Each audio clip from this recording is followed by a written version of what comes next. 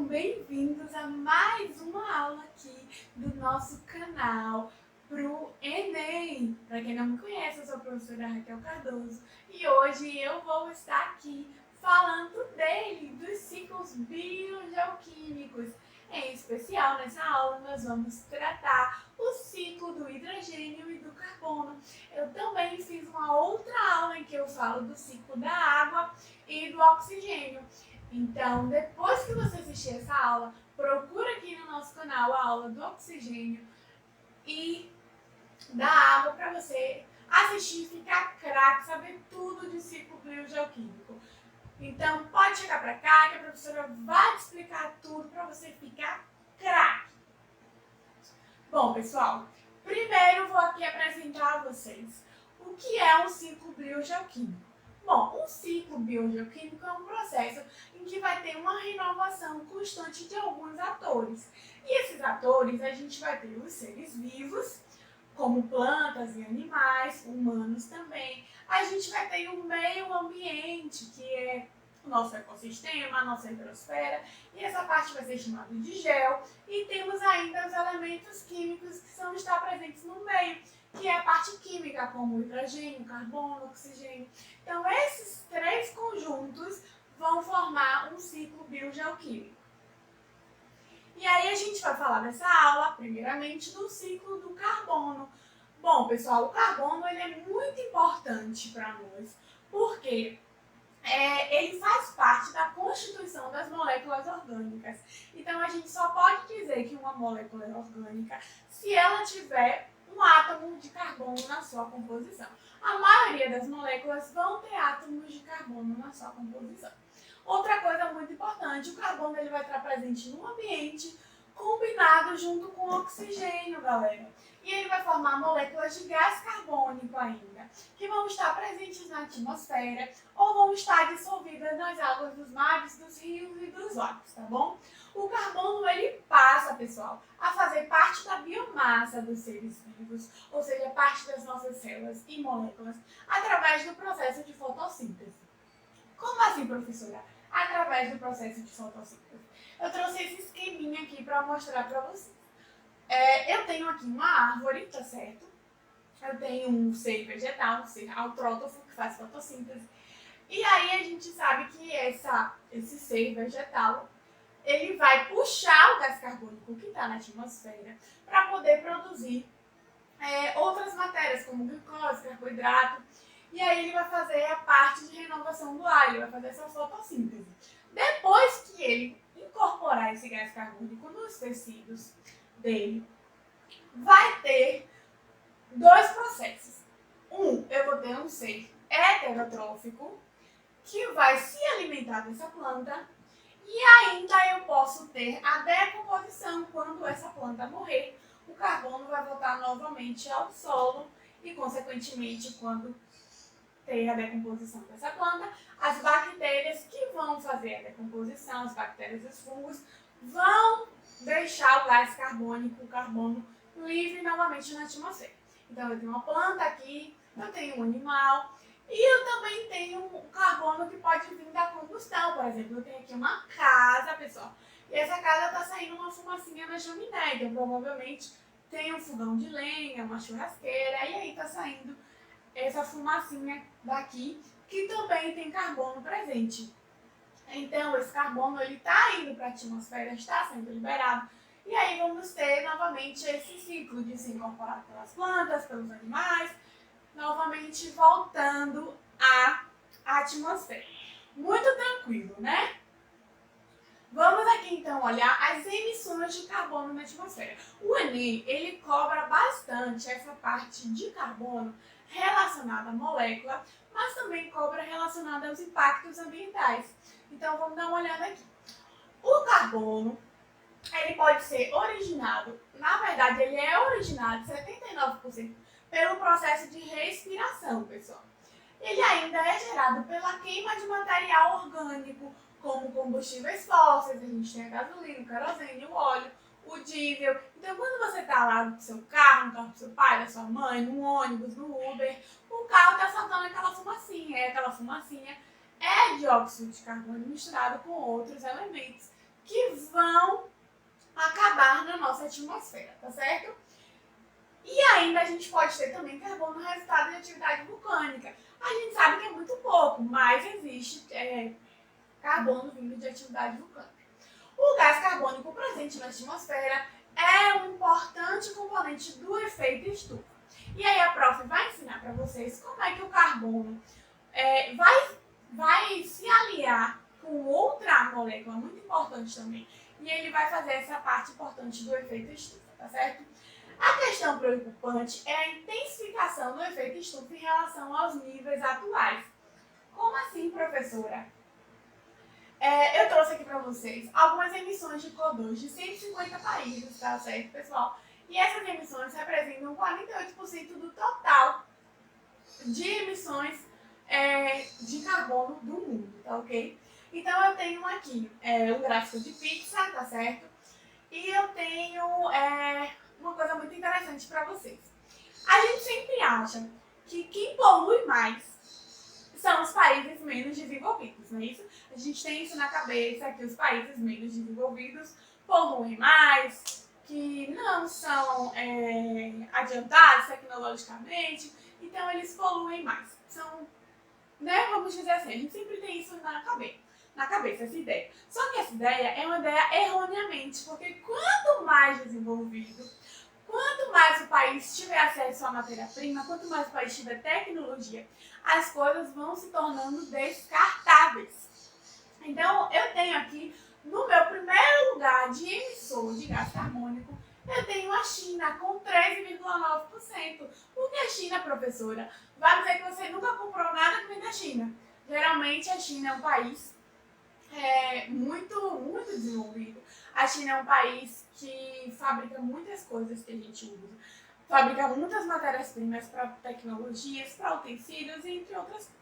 Então, quando o país tem uma indústria muito forte, ele acaba, consequentemente, tendo uma emissão de gás carbônico maior.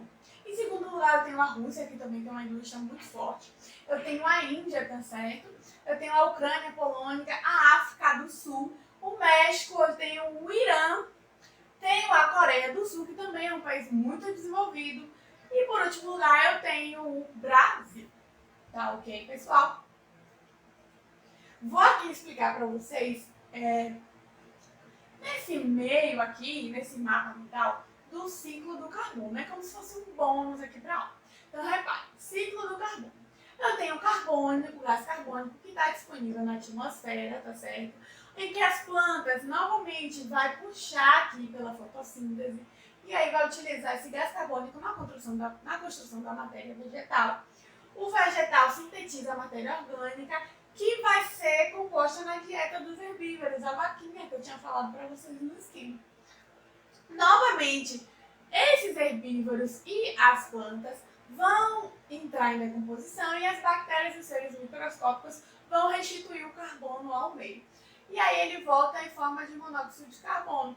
Eu tenho o CO2, que é tóxico e é letal, tá certo? Eu vou ter a minha poluição orgânica. Esse carbono na água, ele vai fazer com que eu mate os peixes, porque o consumo de oxigênio na água é pouco, é para os peixes. Então, assim, se eu libero gás carbônico na água, eu vou acabar com aquele oxigênio que está presente ali, né? Que está presente para os seres aquáticos.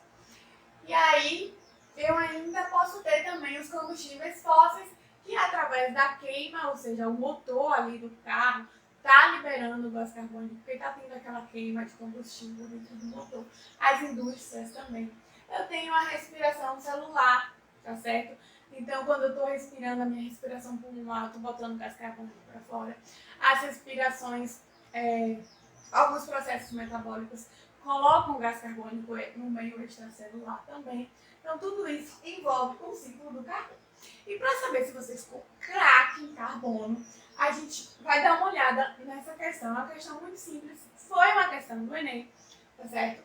Para vocês verem como é uma coisa muito simples. Se você souber, se você tem a base, como o ciclo funciona, quais atores estão envolvidos, você consegue responder a questão. Então vamos lá. Observe no esquema a seguir uma simplificação do ciclo do carbono. Então eu tenho aqui dois seres envolvidos. Eu tenho tenho o primeiro ser fazendo a quebra da puxando o gás carbônico, passando pelo segundo ser, esse segundo ser vai formar a glicose, que novamente vai voltar para o primeiro. Então, ele explica. Nesse ciclo, primeiro representa o quê? Bom, pessoal, se eu tenho um ser, aqui, número 2, que está puxando o carbono, que está livre na atmosfera, e, consequentemente, ele transforma esse carbono em glicose, eu tenho um ser autótrofo. Porque se esse ser fosse heterotrófo, ele não estaria puxando o carbono, ele estaria puxando a glicose como o ser primeiro. Então, aqui no gráfico eu já sei que o segundo é autótrofo e no primeiro é um heterótrofo. Então, vamos lá. Resposta da letra A. Consumidores, no ciclo 1 representa consumidores e 2 representará os decompositores. Claro que não, né, pessoal? Letra B. Consumidores, 1 representa consumidores e 2 representará os produtores. Tá certíssimo. Como assim, professora, tá certíssimo? Você lembra que eu disse que o 2 é um autrótrofo? Se ele é autrótrofo, ele é um produtor. Exatamente, ele produz. E se o de cima está puxando a glicose, ele é um heterotrófo. Então, ele é um consumidor, ele se alimenta de outro animal. Então, eu tenho aqui ou de outro vegetal. Então, eu tenho aqui a resposta certa nessa questão, letra B. O 1 é um consumidor e o 2 é um produtor. Muito simples, né? Muito fácil. Eu quero que você comente aqui se você acertou essa questão, se você errou, ficou com alguma dúvida. Eu também trouxe outra questão. Olha só essa. Essa também é do Enem, tá certo?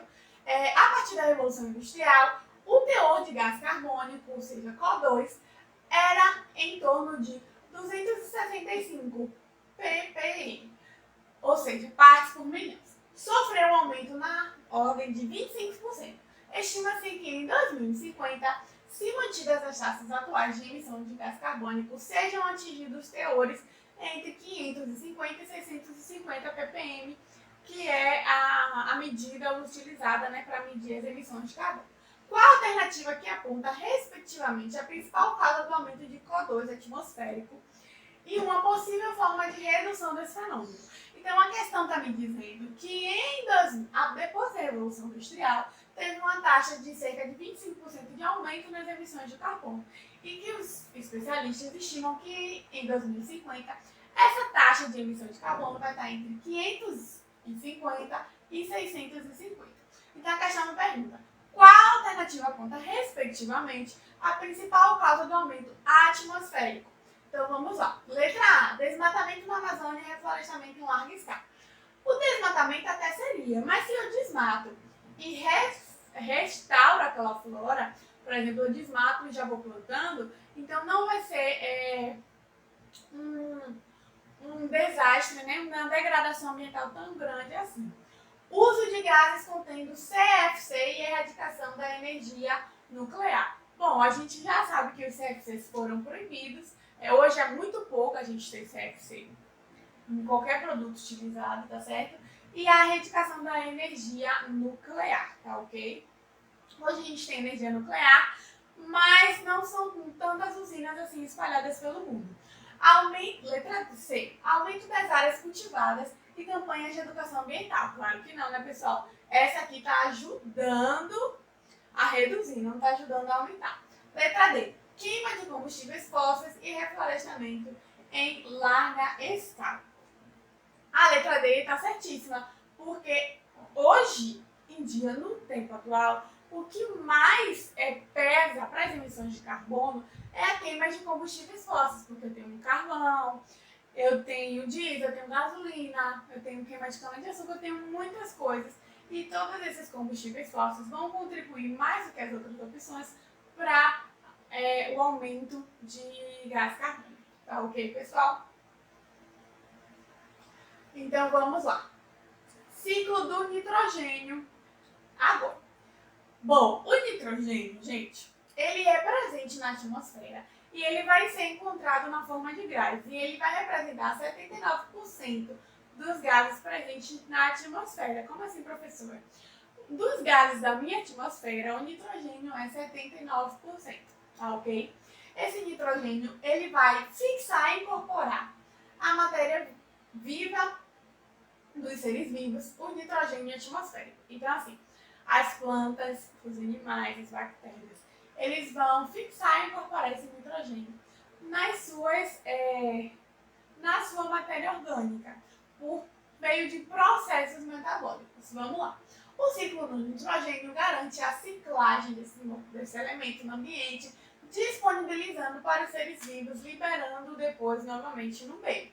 Assim como o nitrogênio pode ser posteriormente reutilizado por outros organismos. Então, ele diz aqui pra gente, diversos processos estão envolvidos nesse importante ciclo. Como?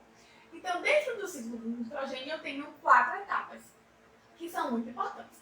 A primeira etapa é a fixação do nitrogênio, pessoal. Essa primeira etapa é feita por bactérias, que a gente chama de bactérias nitrificantes, tá certo? Essas bactérias, elas são como a do gênero Rhizóbio, tá ok? A segunda etapa vai ser a decomposição da matéria, tá ok? Eu também vou ter o meu nitrogênio liberado para o meio pela decomposição da matéria orgânica e pela formação do íon de amônio, tá ok? Eu vou ter o meu processo também de nitritificação, no qual o nitrogênio vai ser absorvido em 2 etapas. A nitrosação e a nitritificação. Já vou explicar para vocês como funciona. E a minha 4ª etapa é a desnitrificação, no qual as bactérias novamente que deram início ao ciclo vão garantir a formação dos nitratos em gás nitrogênio. Trouxe aqui um esqueminha para vocês entenderem o que a prof está falando.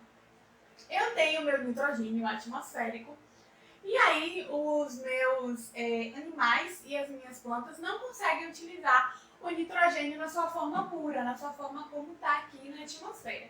O que as bactérias fazem? As bactérias que são fixadoras de nitrogênio, elas pegam esses nitrogênios e transformam em íons de amônio, tá certo? Isso se chama amonização.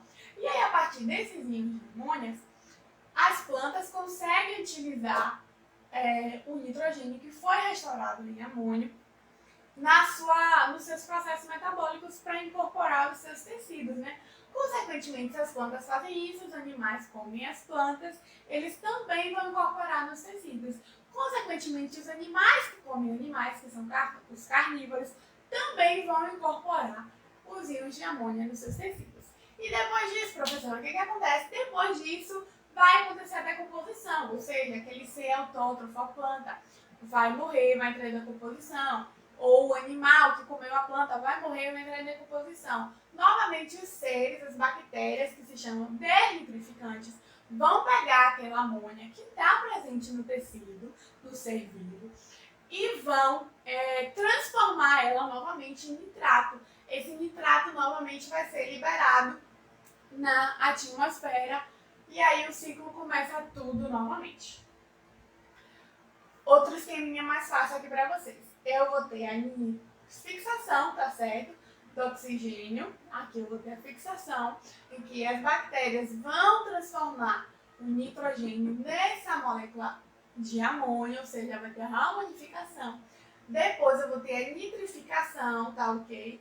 Em que os seres autrófitos e heterotróficos vão incorporar esse amônio nos tecidos. Depois eu vou ter a desnitrificação, que é quando ocorre a decomposição daquela matéria orgânica.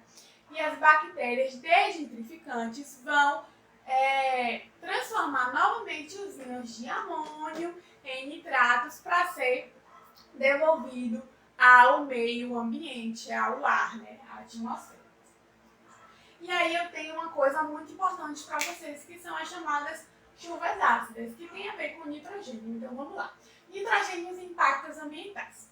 Além de favorecer a chuva ácida e o efeito estufa, o nitrato, que é o nitrogênio puro, como está na atmosfera, ele vai entrar em contato direto com a água e ele também pode causar a eutrofização, que é um problema ambiental que se dá pelo acúmulo de nutrientes nos rios, nos lagos, né, nas represas, causando aumento de algumas populações de algas que se alimentam desse nitrato. E essas algas, quando elas crescem demais, elas dificultam que a luz do sol entre em contato com a água, tá certo?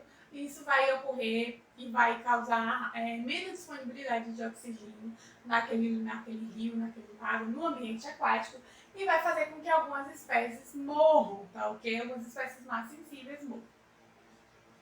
Então, olha o esqueminha aqui para você. Como surge a chuva ácida? Eu tenho aqui chuva ácida. Sua origem, a poluição. Por que a poluição? Porque quando eu libero muito nitrato na atmosfera, esse nitrato vai reagir com o meu H2O e vai formar o ácido sulfúrico e o ácido nítrico. Esse ácido sulfúrico e ácido nítrico vai estar condensado junto com a água presente na atmosfera e depois vai condensar em forma de nuvens. E quando chover, eu vou ter essa chuva ácida. Que não sei se vocês já perceberam, quando a gente fala muito de chuva ácida, geralmente mostra uma imagem de uma estalta corroída. Aquilo ali é uma chuva ácida que vai corroendo o metal.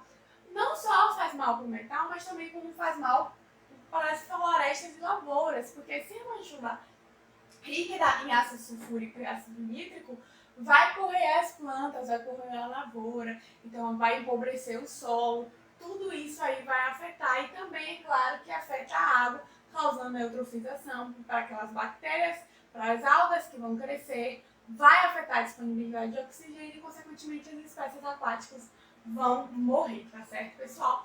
Trouxe aqui uma questão muito boa, tá certo? Para ver se você tá craque, fica ligadinho aqui. No ciclo do nitrogênio, os seres que desenvolvem o N2, no ciclo do nitrogênio, os seres que devolvem o N2 à atmosfera são as bactérias. Essas bactérias, elas vão fazer o quê? Elas vão transformar os nitros em nitratos. Essas bactérias, elas vão transformar os nitros em nitratos? Não, né? As bactérias que devolvem, elas são desnitrificantes. Então, elas transformam os nitratos em nitros e não ao contrário. Então, a resposta aqui é logo de cara a letra B. Elas são desnitrificantes. No início do ciclo, as bactérias elas transformam os nitros em nitratos. No final do ciclo, ela precisa transformar de nitrato para nitro, tá certo, pessoal? A resposta dessa aqui é a letra B, desnitrificantes. Me diga aqui embaixo se você acertou, se você ficou com alguma dúvida, porque agora a gente vai passar para outra questão. Vamos lá. A rotação de culturas, juntamente com a cobertura permanente e o mínimo revolvimento do solo, compõem os princípios básicos do sistema de plantio, ok? O aumento da diversidade biológica do solo contribui para a estabilidade da produção agrícola por causa de diversos fatores, entre eles o processo de fixação biológica de nitrogênio, realizado por bactérias. Nesse processo biológico ocorre a transformação de... Ele está me dizendo que a rotação de culturas, porque a rotação de culturas, professor, eu preciso saber, precisa porque está tudo interligado. Por exemplo, eu tenho uma fazenda e aí nessa fazenda eu planto soja. Depois que a soja já estiver boa para colher, eu posso pegar esse mesmo local, arar de novo, preparar o solo e plantar feijão. Isso se chama rotação de cultura. Por que, professora, é importante essa rotação de cultura? Porque os seres, as plantas que eu fiz ali, o vegetal, por exemplo, a soja, ela retém uma certa quantidade de nutrientes no solo para incorporar os tecidos. Já o meu feijão, ele utiliza outros processos e outros nutrientes para incorporar os tecidos dele. Então, assim, é para equilibrar como é o solo, entendeu? É para equilibrar os processos de extração dos nutrientes do solo, tá certo? E aí a questão me pergunta, nesses processos biológicos ocorre a transformação, porque as bactérias nitrificantes também são importantes, porque elas vão transformar o oxigênio para as plantas poderem utilizar e depois elas devolvem o oxigênio novamente ao solo. Então a questão pergunta, nesse processo biológico ocorre a transformação de, vamos lá, de cara, né, pessoal? NO e NHA. Ah, professor, o que significa NO e NHA? Presta atenção que a professora vai te explicar. O NO é o nitrogênio na sua forma natural, como ele está lá na atmosfera.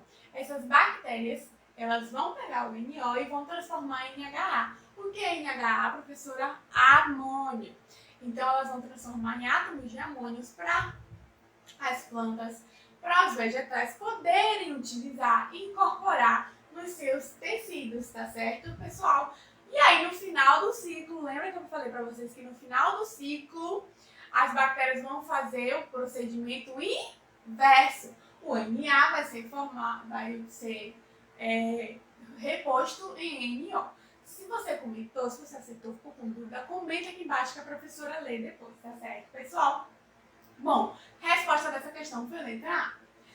E aí, eu fico por aqui. Eu espero que vocês tenham gostado dessa aula, tá certo? E a gente se vê na próxima aula. Tchau, tchau, pessoal!